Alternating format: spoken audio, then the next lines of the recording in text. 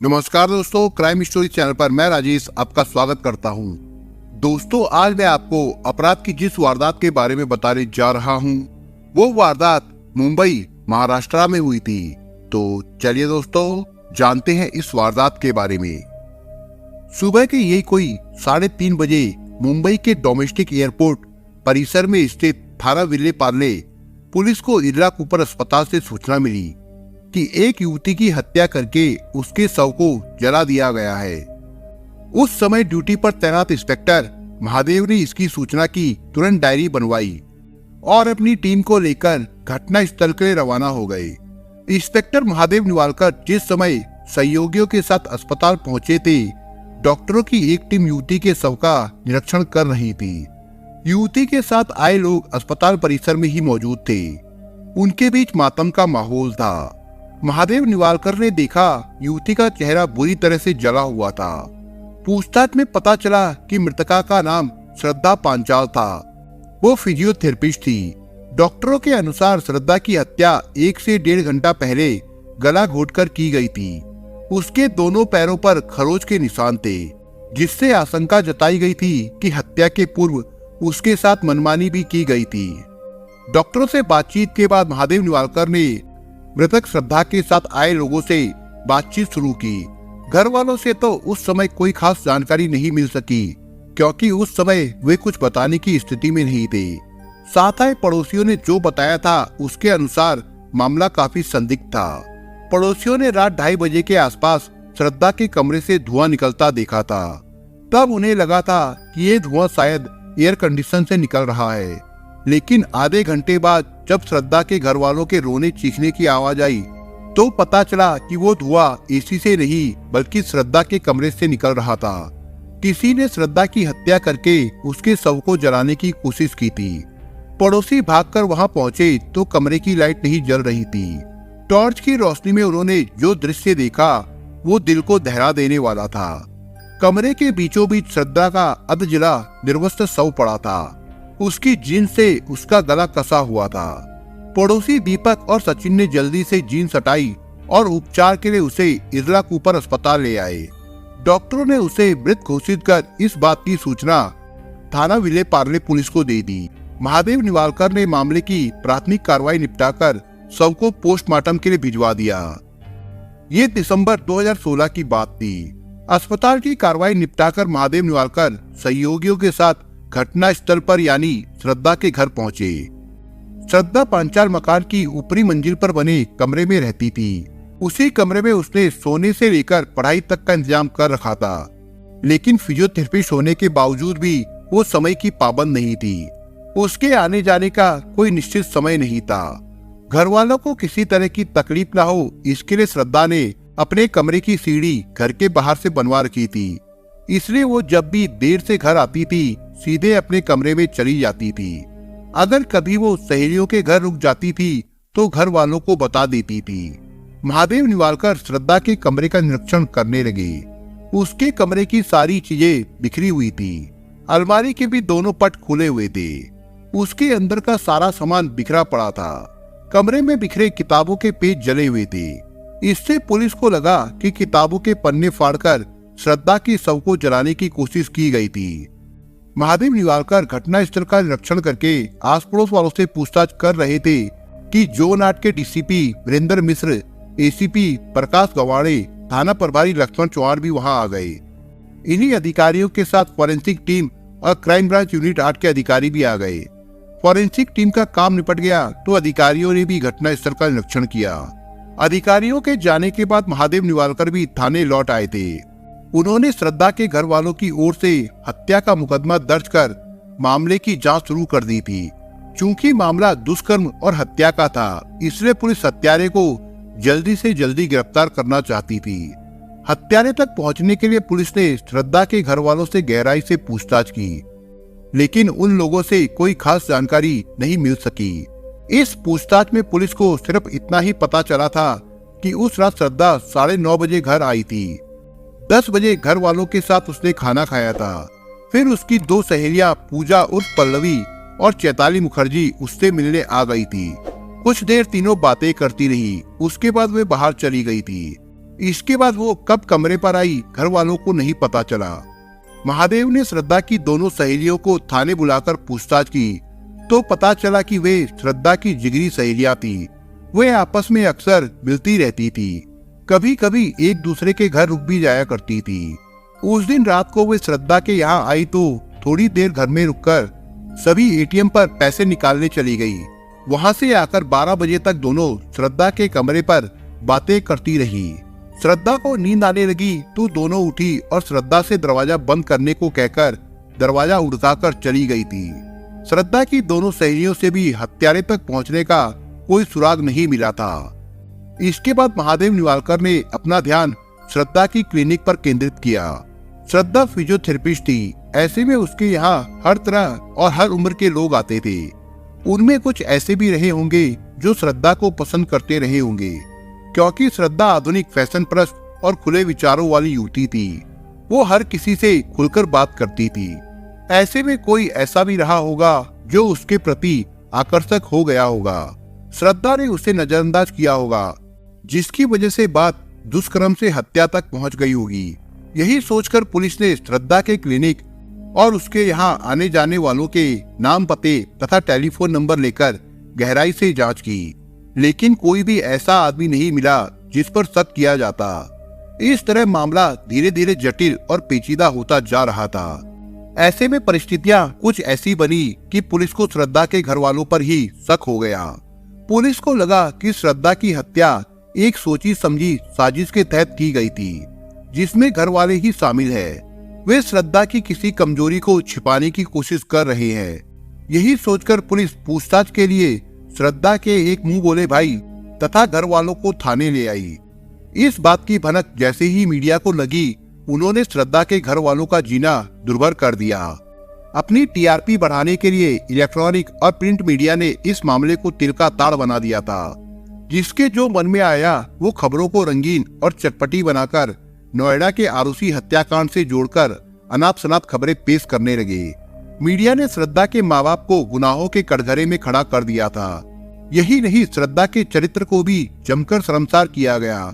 और ये सब तब तक चलता रहा जब तक श्रद्धा का असली कातिल पकड़ा नहीं गया। एक और जहां मीडिया नाक में दम किए था, वहीं दूसरी ओर मामले की जांच कर रही पुलिस टीम पर वरिष्ठ अधिकारियों का भी दबाव था। क्राइम ब्रांच और थाना पुलिस का मिलाजुला ऑपरेशन भी काम नहीं आ रहा था। पुलिस का सारा तंत्र बेकार हो चुका था। परेशान पुलिस ने सभी रेलवे स्टेशनों, मुंबई के उपनगर नवी मुंबई, ठाणे, वसई, पालघर, जनपद के नाला सोपाड़ा, विरार, कल्याण के सभी पुलिस थानों के संदिग्धों के रिकॉर्ड चेक कर पूछताछ कर डाली। साथ ही श्रद्धा के फोन नंबरों के कॉल डिटेल्स निकलवाकर खंगाला। इसके अलावा करीब 500 से अधिक लोगों से पूछताछ की गई, लेकिन नतीजा वही ढाक के 3 पात रहा। 50 दिनों से अधिक बीत गए, पर पुलिस अंधेरे में ही हाथ पैर मारती रही। पुलिस की समझ में नहीं आ रहा था कि श्रद्धा की हत्या का रहस्य क्या था और हत्यारा कौन था। इस मामले को लेकर पुलिस चिंतित जरूर थी, लेकिन निराश नहीं थी। एक बार फिर पुलिस ने वरिष्ठ अधिकारियों के निर्देश पर घटना स्थल पर जाकर मामले से संदिग्ध सारे तथ्यों को समझने की कोशिश की। इसी के साथ उस इलाके में लगे सभी सीसीटीवी कैमरों की फुटेज निकलवाकर उन्हें बारीकी से चेक किया। इसमें उन्हें आशा के विपरीत फल मिला। आखिर इससे श्रद्धा की हत्या की कड़ियां जुड़ ही गई। पुलिस को एक फुटेज में एक ऐसा चेहरा दिखाई दिया जिस पर शक हुआ। उसका चेहरा काफी धुंधला था, पर उसकी गतिविधियां काफी संदिग्ध लग रही थी। चेहरा स्पष्ट न होने की वजह से उसे पहचाना नहीं जा सकता था। फुटेज को सांता क्रूज की लैब भेजा गया तो चेहरा कुछ साफ हुआ। इसके बाद सच्चाई सामने आ गई। वो युवक उसी बस्ती में लगभग 7 सालों से रह रहा था जहां श्रद्धा का परिवार रहता था।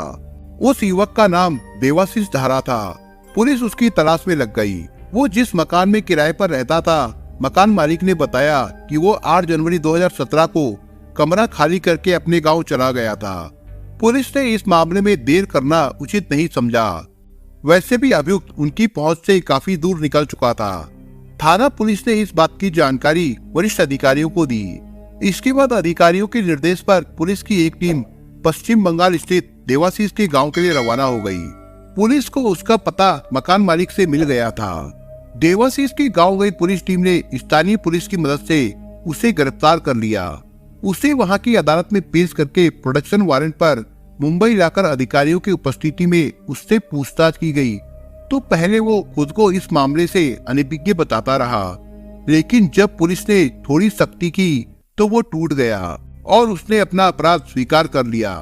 27 साल का देवाशीष दारा मूल रूप से पश्चिम बंगाल के जिला मिदनापुर के थाना दासपुर के गांव मेदुपुर का रहने वाला था। उसके पिता नंदलाल गांव के एक गरीब किसान थे। परिवार का सबसे बड़ा बेटा देवाशीष ही था। बड़ा हुआ तो घर की आर्थिक स्थिति ठीक न होने की वजह से सन 2010 में वो काम की तलाश में मुंबई आ गया। कहा जाता है कि मुंबई में कोई भूखा नहीं सोता, पर यहाँ काम नसीब से मिलता है। यही देवाशीष के साथ भी हुआ। उसे उसके मन मुताबिक काम नहीं मिला। उसके गांव के कुछ लोग वहाँ मेहनत मजदूरी करते थे, उन्हीं के साथ वो भी मेहनत मजदूरी करने लगा। देवाशीष महत्वाकांक्षी युवक था। मेहनत मजदूरी से जो उसे पैसे मिलते थे उन्हें जोड़ कर रखता था। खर्चे के बाद जो भी पैसे बचते थे वो उन्हें गांव भेज देता था। रहने के लिए उसने विले पार्ले पूर्व के श्रद्धानंद रोड पर साईं बाबा मंदिर के पास किराए का कमरा ले रखा था, जहां देवाशीष रहता था। उसी के नजदीक की लीलाबाई सोसाइटी के एक चालनुमा 2 मंजिले मकान में काशीनाथ पांचाल परिवार के साथ रहते थे। उनके परिवार में पत्नी और 2 बेटियां थी। 50 साल के काशीनाथ मुंबई लोअर परेल की सन मिल कंपाउंड की एक प्रतिष्ठित फर्म में नौकरी करते थे। उन्हें बेटा नहीं था, इसलिए उन्होंने बेटियों को ही बेटे की तरह पाला पोसा। वो बेटियों को पढ़ा लिखा कर किसी योग्य बनाना चाहते थे। बड़ी बेटी श्रद्धा पढ़ लिख कर फिजियोथेरेपिस्ट बन गई थी और विले पार्ले में अपनी क्लिनिक खोल ली थी, जो धीरे धीरे चलने भी लगी थी। 24 साल की श्रद्धा खूबसूरत तो थी ही, वाचाल भी थी। वो किसी से भी बात करने में नहीं झिझकती थी। इसकी एक वजह ये थी कि उसका काम ही ऐसा था। जो दूसरों की फिटनेस का ख्याल रखता हो वो अपनी फिटनेस का भी ध्यान रखेगा ही। श्रद्धा के अधिकतर ग्राहक फिल्मी दुनिया और टीवी सीरियलों में काम पाने वाले लड़के लड़कियां थे। वे क्लिनिक पर भी आते थे और घर पर भी। ऐसे लोगों के बीच रहने की वजह से श्रद्धा खुद भी मॉडल की तरह रहती थी। वो कपड़े भी छोटे छोटे पहनती थी। देवाशीष की नजर श्रद्धा पर पड़ी तो वो उसे चाहने लगा। वैसे तो वो श्रद्धा को कई सालों से देखता आ रहा था, लेकिन उसके मन में श्रद्धा के प्रति प्यार तब जागा जब उसने फिजियोथेरेपिस्ट डॉक्टर बनकर अपनी क्लिनिक खोली थी। फिल्म और सीरियल में काम पाने के इच्छुक युवक युवतियों के संपर्क में रहने की वजह से श्रद्धा का रहन सहन और बात व्यवहार उसी तरह हो गया था। वो बन संवर कर घर से सुबह निकलती थी तो देर रात को ही लौटती थी। श्रद्धा की खूबसूरती देवाशीष को अपनी ओर आकर्षित करने लगी थी। दिल के हाथों मजबूर देवाशीष श्रद्धा के करीब आने के लिए बेचैन रहने लगा था।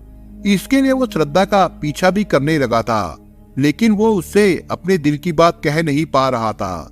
इसकी एक वजह ये थी कि उसकी और श्रद्धा की हैसियत में बड़ा अंतर था। श्रद्धा के सामने वो कुछ नहीं था, लेकिन दिल तो दिल है, वो किस पर आ जाए कौन जानता है।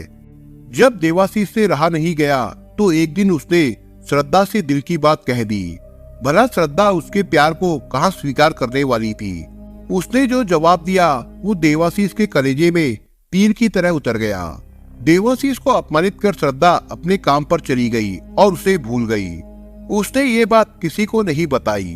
श्रद्धा भले ही इस बात को भूल गई थी, लेकिन देवाशीष अपने अपमान को नहीं भूल सका था। वो बदले की आग में जलने लगा। वो श्रद्धा को सबक सिखाने का मौका ढूंढने लगा। घटना वाली रात देवाशीष दोस्तों से मिलकर लौट रहा था, तभी उसने श्रद्धा की सहेलियों को उसके कमरे से निकलते देखा। उसे ये मौका उचित लगा। वो कुछ देर श्रद्धा के मकान के आसपास घूमता रहा। उसके बाद मौका देखकर वो श्रद्धा के कमरे के दरवाजे पर जा पहुंचा। उसने दरवाजे पर हाथ रखा तो दरवाजा खुल गया, क्योंकि दरवाजा खुला ही था। दरअसल श्रद्धा की सहेलियों ने जाते समय उससे दरवाजा बंद करने को कहा था, लेकिन नींद में होने की वजह से वो दरवाजा बंद नहीं कर सकी थी।